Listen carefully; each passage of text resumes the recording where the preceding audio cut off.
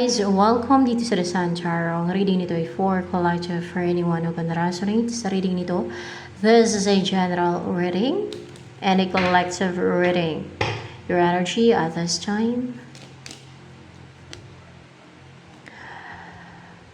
5 of Pentacles in reverse. Hindi ka na nahirapan, hindi ka na nag-suffer dahil naka-recover ka na. Natapos na yung pag-suffer mo, pwede din nag-end na yung pag-suffer mo. Hindi ka na nala-left out in the cold or hindi ka na mala-left out in the cold basta hindi ka na mag-suffer, hindi ka na mahirapan pa o yung maghirap pa. Ganun. Ano pa yung energy mo ngayon? Or kung may sakit ka, nawala na siya yung sakit mo. Parang ganun ba? Kasi in reverse na yan siya. Nawala na yung pagturusa mo. Naka-recover ka na. Maybe from being na left out in the cold or naiwanan or kung nahirapan ka financially ay natapos na yan yung pagdurusa mo sa buhay. Ayan. 3 of Cups. There is a reunion. What's with the 3 of Cups here?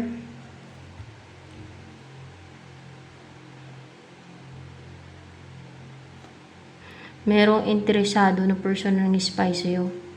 Na hindi pa nagtitake na action. Naging aggressive siya. Naging aggressive. Na ano? Naging aggressive.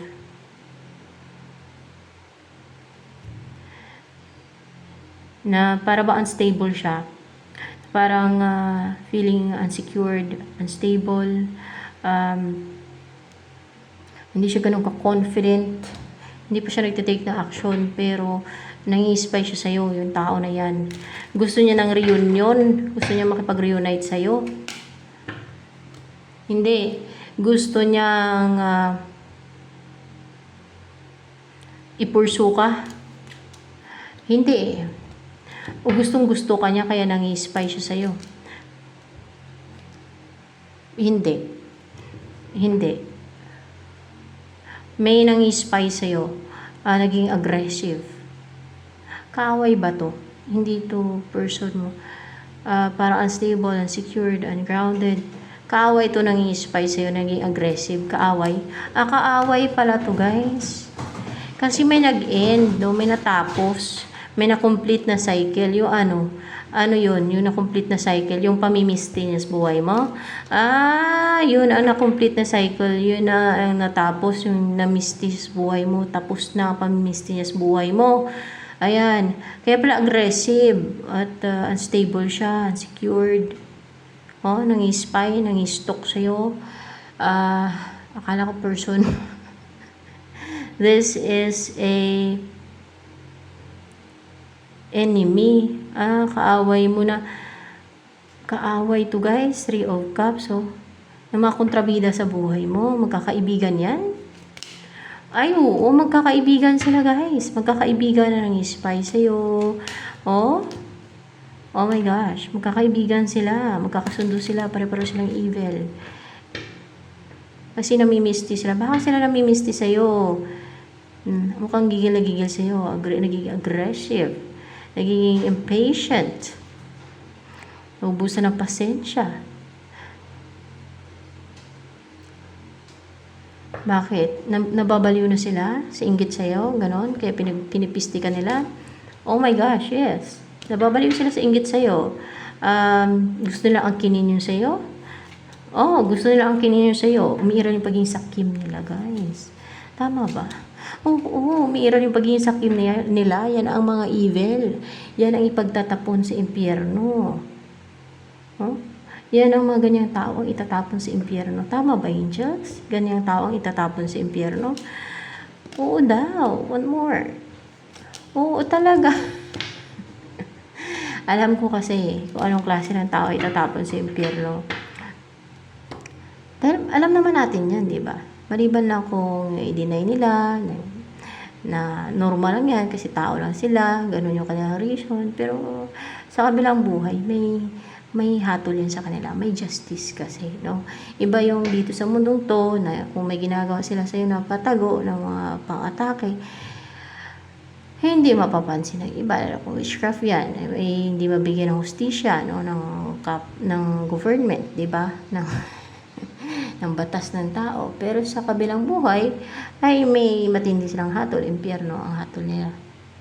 Yan ang hatol sa kanila. Impyerno. Saan ba sila lalagay? Pag namatay yung mga yan. Kapitbahay mo lang ba yan? Kapitbahay mo lang. Saan ba sila ilalagay pag namatay sila? Sa impyerno? Impyerno nga. So, tama, oh. The shadow side pa naman, clarified by the shadow side. So, impyerno talaga sila pupunta. Sa impyerno talaga sila itatapon pag namatay na sila. Ano ba yan? Nakadestin na sila itapon sa impyerno. Doon na sila. Nakadestin na merong ganyan eh. Oh, eto na naman oh, the shadow side. At talagang nakatakda, nakaset na yan. Nakaset na yan sila itapon sa impyerno. Nakaset na nga sila itapon sa impyerno kasi napaka-evil ng mga ganyan. Evil yan sila, isipin nyo. Yun. Dahil sa matinding inggit nila sa'yo, ay ginagawan ka nila ng scheme, deceit, pinipisti ka nila.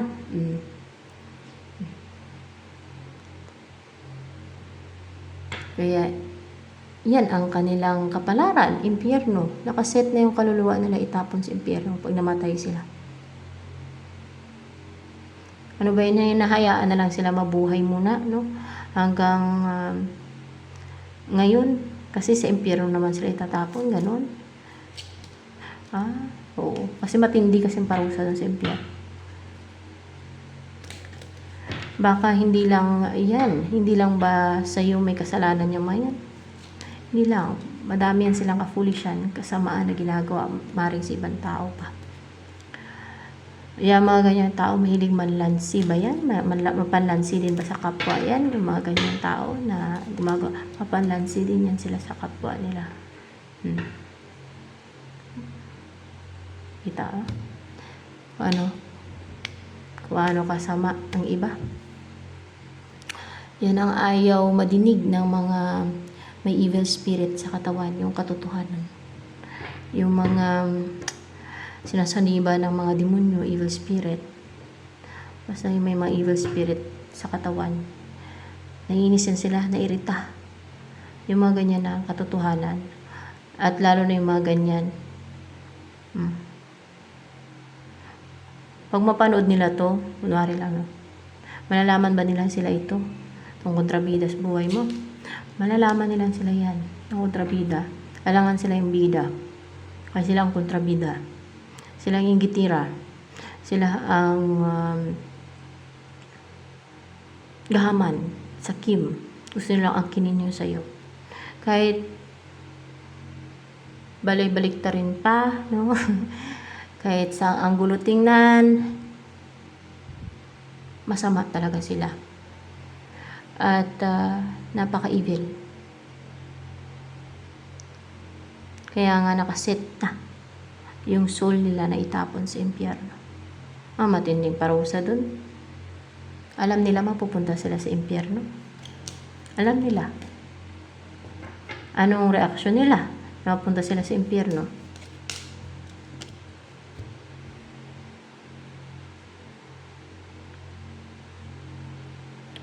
Alam na nila mapunta sila sa impyerno.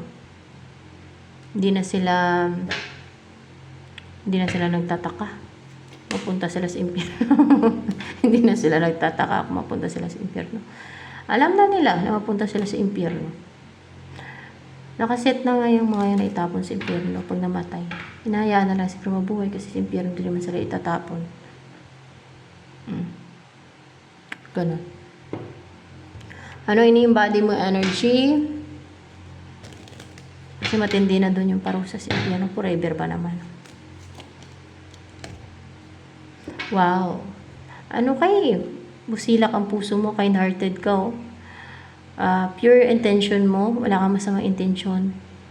Pag nag-offer ka ng tulong, pagkain, bukas yung third eye mo, at matulungin ka, ikaw mismo ang nagbibigay, nag-offer ng tulong sa karapat-dapat na tulungan. Kasi hindi lahat ay dapat tulungan daw. Nasa Biblia daw yan eh.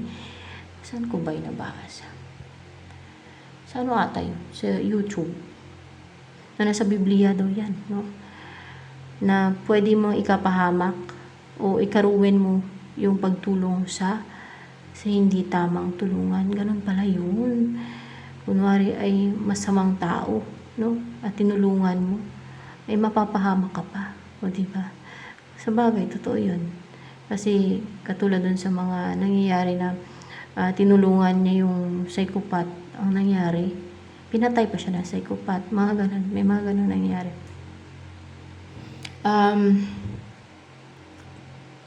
Mahirap din pag mahawain ka. Pag matulungin ka kasi pag mahabagin kasi ang mga matulungin eh. May empathetic guys kung kaya tumutulong. Maliban lang sa kung may mga tao din na tumutulong na may kapalit. Alam niyo, may ill intention. May para bang trap. Or tumutulong dahil nagkukunwari lang. O kaya ay tumutulong dahil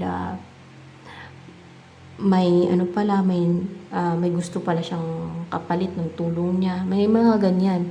Pero ikaw, pure yung intention mo, wala kang masama intention sa pagtulong mo. Kumbaga, dahil kalooban mo yun, nasa kalooban mo yung pagtulong. Ganon. Dahil naawa ka, dahil nahabag ka, dahil may itutulong ka, no, sa tao na yan. Yun. Dahil maaring strong yung desire mong tumulong sa kapwa mo at maging sa animals for sure. Ayan. Tama na muna yun to. Ano naman ang darating sa'yo? Ano ang darating sa'yo? Etong Four of Pentacles. Stability. Maging stable ka na. Maging secured financially. Maging balance, hindi ka na ma-outbalance. Maging grounded.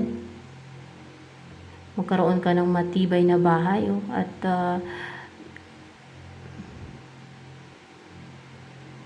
pwedeng kayamanan. Magkaroon ka ng kayamanan. Oo, magkakaroon ka ng kayamanan. Ay, may magbibigay sa'yo ng kayamanan, guys. Merong magbibigay sa'yo, magkakaroon ka ng kayamanan. Ano to? May magbibigay sa'yo ng kayamanan? Oo. Ex mo, magbibigay sa'yo ng kayamanan? Stagnant yung connection nyo ngayon na magbigay sa'yo ng kayamanan. Bibigyan ka niya ng kayamanan. Ex mo. Kasi bakit? Three of Swords. May magbibigay ng kayamanan sa'yo. Matutuwa ka. Parang bata na tuwan-tuwa naman. Ayan, ganyan. Pambili mo ng tinapay. Pambili mo ng gusto mong bilhin. Pero kayamanan, hindi lang pera ha. Kundi kayamanan. Yan ang ibibigay niya sa'yo. Kayamanan. Mayaman na buhay. Ex mo daw. Baka may mayaman ka. X Factor Philippines.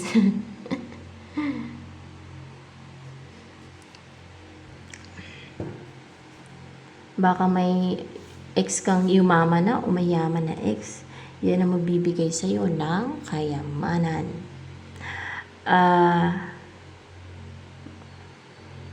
Ano yun? Masaya siya pagbigyan ka niya ng kayamanan. Masaya siya. Oo, masaya siya. Kasi asawain ka naman niya.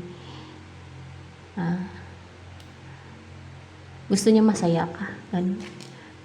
Okay. Kaya ganon. Parang happy spouse. Ganon. Oo, gusto niya positive ka, masaya ka, stable ka, enjoy yung buhay. Kaya bibigay niya sa'yo. Yung kayamanan talaga, hindi lang yung kailangan mo. Mayaman siguro. Kaya kayamanan niya ibigay niya sa'yo. Mas spoiled ka ba dyan? Mas spoiled ka daw dyan. Mas spoiled ka daw dyan. Or parang, kasi ibibigay niya yung magpapasaya sa'yo, kaya mas spoiled ka dyan. Ano yan? Mahal na mahal ka niyan?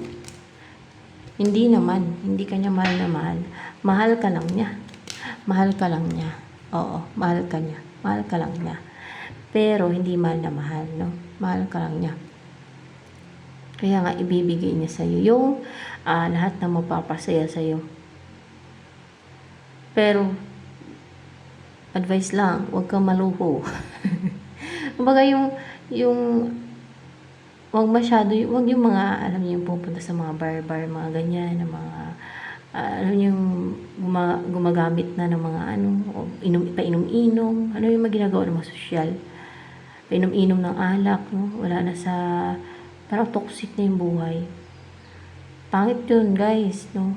Siyempre, kung madami kang pera, ay bibilhin mo na yung kung ano yung nakikita mo sa iba, lalo kung mga sosyal na sa paligid mo, no? At may spoiled ka pa daw dyan sa person mo na yan. Pangit yun, guys, lalo pag babae ka na lasingga ka, o kaya nagpupunta sa mga bar-bar na yan, pangit yun, kasi parang ka nun, parang alam niyo, masyadong liberated, yung ganon. Pinapatuwad mo kung sino-sino. Baka yun pa ang dahilan para maghiwalay kayo, di ba? Pinapatuwad talaga.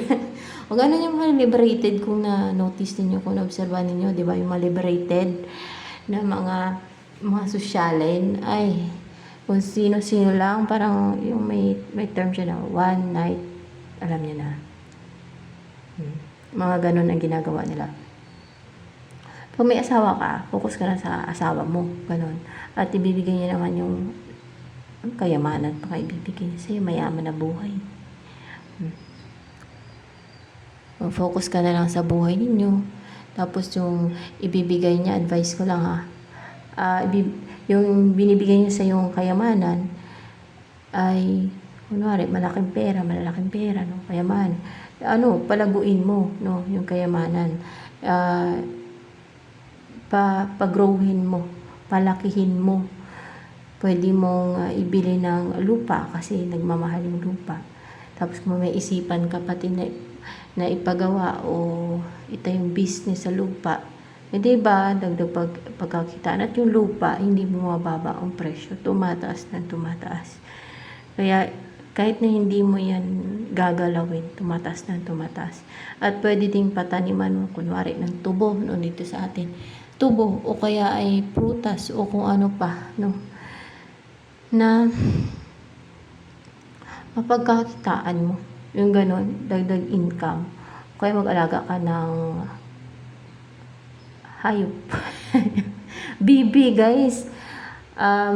Yung bibi na, maganda yun. Yung bibi, kung maramihan yun, ay mahalang balot. Mahalang itlog.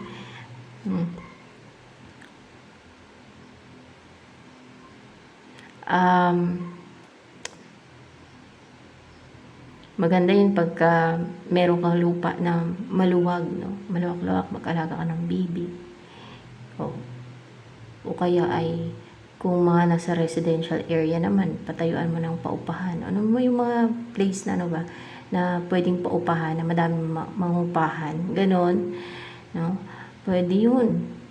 Na ganon ang gagawin mo. Siyempre, kung madami kang pera, madami kang pang kapital. Diba? Kayamanan yung ibigay niyo sa'yo, hindi lang pera. Madami kang may pundar nun, may pupundar ka nun. Pag marunong ka lang sa pera. Pag hindi ka ginagawa ng kulam, witchcraft. Kasi kung ginagawa ka ng witchcraft, magulo yung isip mo, parang malas pa. Parang yung mga basta palpak yung mga ginagawa mo niyan. Kahit na decisive ka pa, ay palpak yung kalalabasan pag may mga ginagawan ka ng pag may mga ganun na ginagawa sa iyo, witchcraft. Ayan.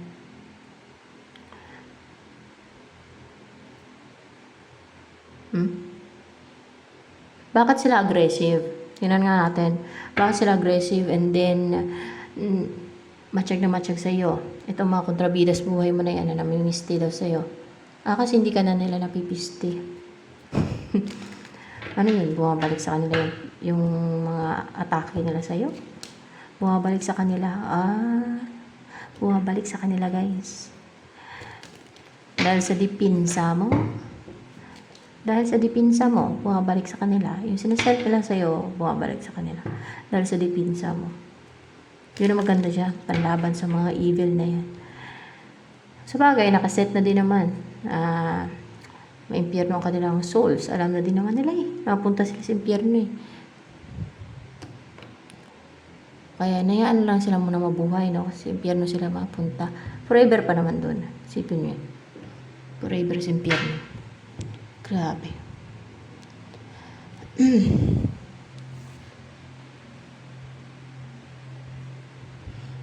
Yung mga nandun siguro ngayon sa impyerno, hindi na pagsisisi nila na nandun sila dahil sa mga nagawa nilang kaselfishan, kasakiman, kaivilan. Kung pwede lang siguro na may another chance eh. Humingi daw sila ng tulong, sumisigaw ng tulong doon eh, yung mga nandun. Pero wala. Hindi sila matutulungan, hindi na, uli na ang lahat sa kanila. Yung mga nandun, wala na. Natulan na kasi sila. Yung mga nandun. So, itong mga to, kasi nakaset na din naman ng impyerno, natulan na yan sila. Para inayaan na lang na mabuhay, magpatuloy. Kung na-notice yung mga gumagawa ng kaivilan, kung bakit inayaan na lang kasi nakaset na yan doon na talaga yan sila itatapon. Naniwala ba kayo sa ganon? Katulad nito, sa kanila nakaset na sila itapon sa impyerno.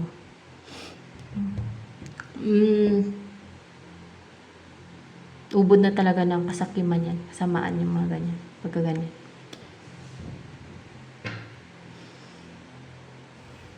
Napaka-evil na ng mga ganyan.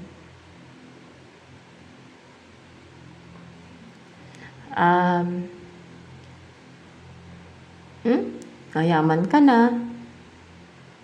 May magbibigay ng kayamanan sa'yo. At maging happy ka daw sa piling niya.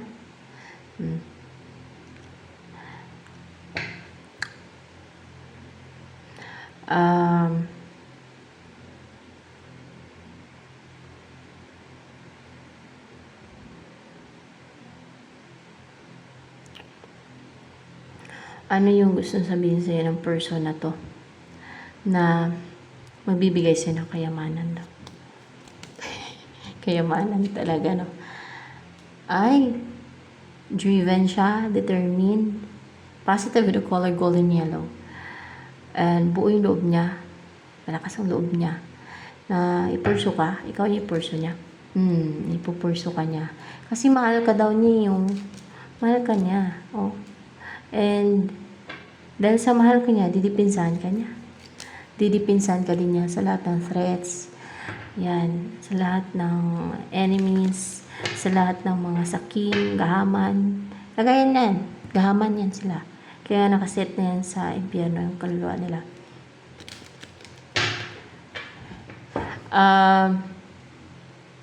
May irritate yan sila kung manood yun sa dahil katotohanan nga, may evil spirit yun sa kanila guys. Kung mga ganyan. Yan na-irritate sila sa katotohanan, sa truth. Sa mga sinasabi ng mga like prophets. Kasi katotohanan ang sinasabi ng prophets eh. Kung mabuting tao sana sila, hindi sila mapupunta sa impyerno. Kaso, tingnan nyo naman at dahil sa kasakiman nila, sa inggit nila ay mahaharm sila, namimisti sila. Hindi lang ikaw yan, madami yan sila, mapandansi pa daw yan sila. Napakahangal, grabe. Grabe, parang walang disiplina sa sarili. Yan ang masabi ko, wala silang disiplina sa sarili. Kasi namumuhay talaga sila na toxic, parasitic lifestyle. Ganon. Na nagiging parasite sila. O we can call it peste. Or mas worse pa siguro. They live a parasitic lifestyle. Yan, yung mga namimisti na yan. Oo, they live a parasitic lifestyle. Meron talagang mga ganyan. Siguro madalang nga naman yung ganyan. Madalang ba yung ganyan? They live a parasitic lifestyle. Ay, hindi. Hindi daw madalang. Ibig sabihin, madami ang namumuhay ng they live a parasitic lifestyle. Madami pala. Madami pala yung ganyan. Saan ko nalaman yung term na they live a parasitic lifestyle or they're like basta they live a parasitic lifestyle. Dun sa nung binasa ko nung nag-research ako ng tungkol sa mga psychopath. Yun. Kasi ganun ang mga psychopath eh. They live a parasitic lifestyle daw. Sa nabasa ko. Ganun. Ibig sabihin, para silang mga parasite sa buhay ng iba. They live a parasitic lifestyle. Basta napaka-close, they mimic emotions of others, very manipulative, at deceitful, mga deceiver, sinungaling, gano'n ang mga psychopath. Doon ko nalaman yun. Yung ganun term. They live a parasitic lifestyle. Ayan.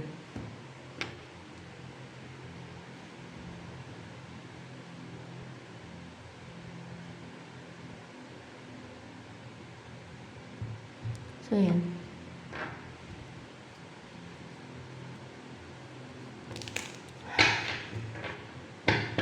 So, kung ayaw nyo, no, na magaya sa kanila, na nakaset na ilagay sa impyerno pag namatay na sila, no, yung kaluluwa nila ilagay sa impyerno, huwag niyong gayahin. Ganun. Be fair, no? And huwag maging sakim. Huwag maging inggitera. Huwag mang-harm dahil sa inggit, mga ganun, basta ganun. Alam niyo naman kung ano yung tama sa mali, di ba? Alam nila, kaya nga alam nila mapunta sila sa impyerno. Pero, yan ang kanilang pinipili na path, no? Ang papunta sa impyerno. Ano pa? Yung malaya silang gawin ang kafulishan, kaibilan. At yun na yung path papunta sa impyerno yan.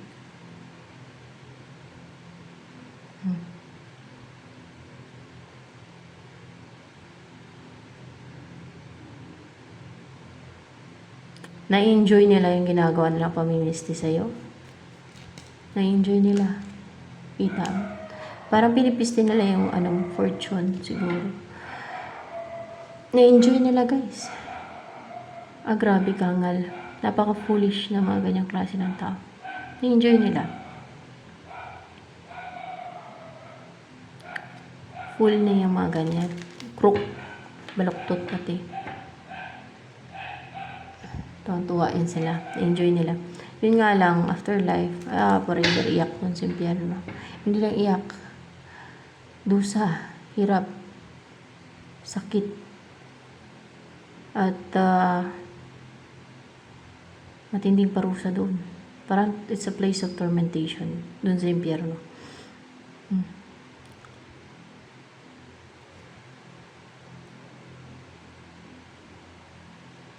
Buti ka mo sa impyerno lang, hindi sa abyss.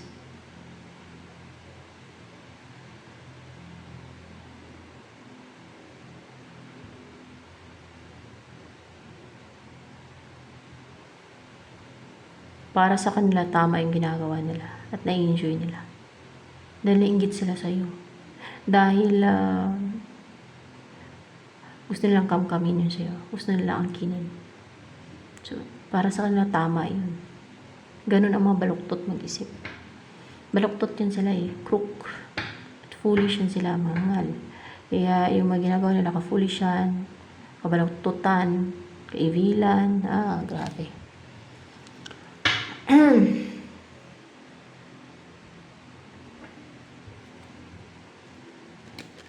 Pag mga justified na tao, alam yung tama sa mali, yung mga justified, no? Talagang gusto talaga ng justice pag mga ganyan ang ginagawa. Na mabigyan ng hustisya, na matulan yung mga ganyan.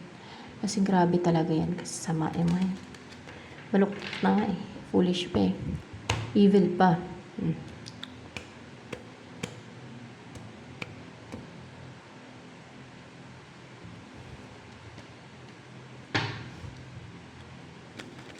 Nagiging impatient sila. So, ibig sabihin, malulus nila yung temper nila. Kasi magaling yan sila mag-control ng emotion nila. Yung mga traidor ng tao, magaling yan sila mag-control ng emotion nila, guys. At mga secretive pa yung kadalasan. At traidor yan sila tumirada. Malata mo na yan kasi nalulus na yung, parang naging impatient sila. Kung hindi mo pa alam kung sino yung mayan, mahuli mo yan. Sila mismo ang for sure ang magdadaldal, no? Sila mismo ang maglalantad ng mga pinagagawa nila sa iyo. For sure kasi naging impatient na.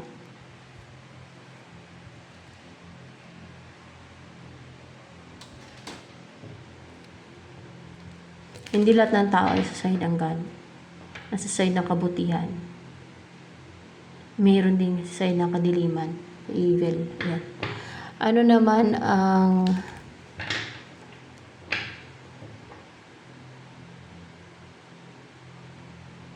niisip ngayon ng person mo na to na magbibigay sa'yo ng kayamanan? Ano iniisip niya ngayon? Iniisip ka ba niya ngayon?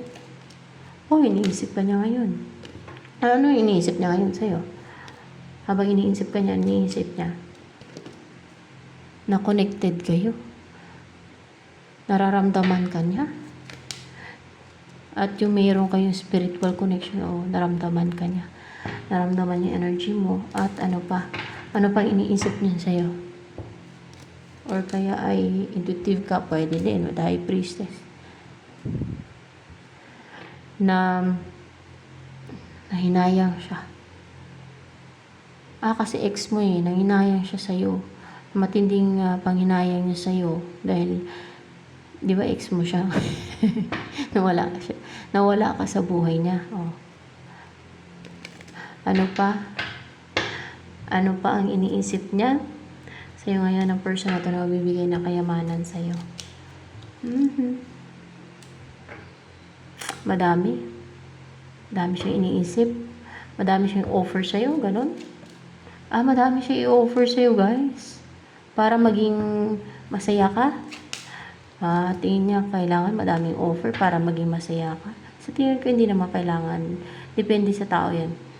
Hindi naman siguro kailangan mo ng madaming offer para maging masaya ka. No? Para bang merong rainbow, merong pagkain, merong parang may mermaid dito. Yung magbakasyon siguro ibig sabihin yun. May meat, no? May meat, parang meat. May pusa, may bahay, malapalasyong bahay. Malaking pagbabago sa buhay mo. Ayan, yung mga ganun. Ano pa ang mga naisip niya na ibigay sa'yo ng person na to?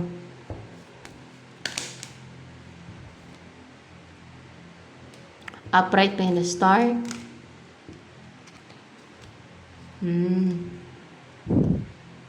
The star. Ay, positive na buhay. Yung inspired ka, positibo ka, yung abundant na buhay kasi may tubig dito, no? And yung pinapangarap mong buhay, hindi yung dream mong buhay. Pwede din ganun kasi the star. Yung ano yan, yung pangarap mong buhay. Yung the star dyan, yung pangarap mong buhay. Na siguro yung tahimik na buhay, peaceful, at basta pangarap mong buhay, kung ano yung pangarap mong buhay. Alam niya yan for sure.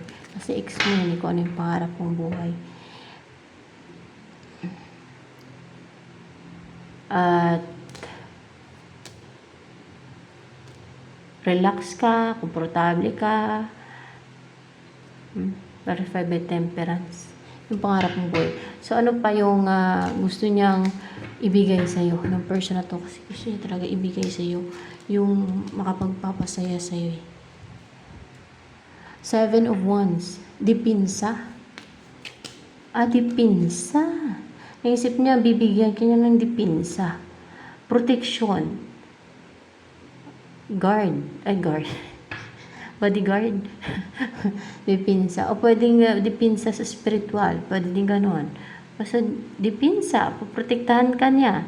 Oo nga, kanina pa yun Ayun Dinipinsahan ka niya. Ang dami niya naisip na ibigay sa'yo. Ano pa? Ang gusto sabihin sa'yo ng person na to na magbibigay sa'yo ng kayamanan. Ano gusto niya sabihin sa'yo? 2 of Cups. There's a separation. Ano yung 2 of Cups in reverse na yan?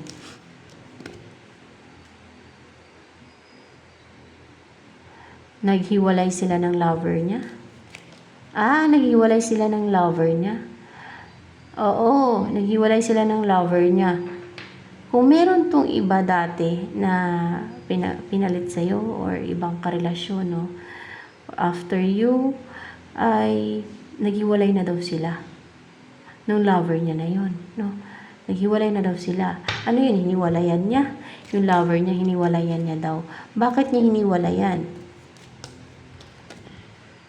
Hindi na siya attracted doon. Hindi na siya attracted daw doon. Kaya ayaw niya na mag-effort doon. Ayaw niya na doon. Hindi na siya attracted. Hindi niya na gusto.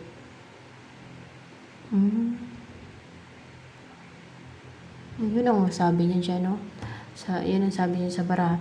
So, ito na lamang guys for collective reading.